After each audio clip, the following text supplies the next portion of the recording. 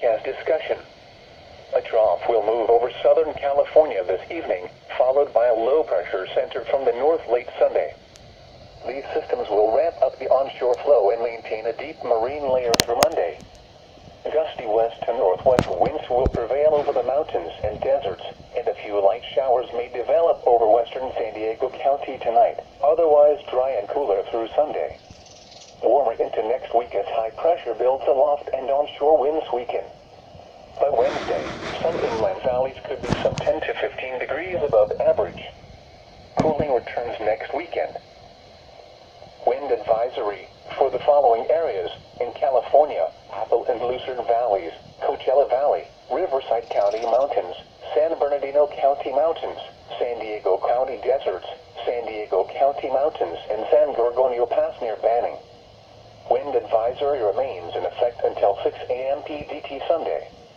Winds, west 20 to 30 miles per hour with gusts 45 to 55 miles per hour. Isolated gusts 60 miles per hour near and the passes.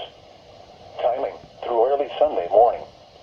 Location, along the desert slopes of the mountains and foothill areas into the deserts. Strongest near the slopes and foothills.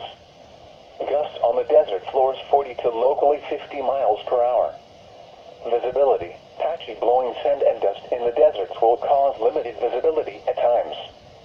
Impacts, hazardous travel conditions, especially for high-profile vehicles due to gusty crosswinds and areas of reduced visibility.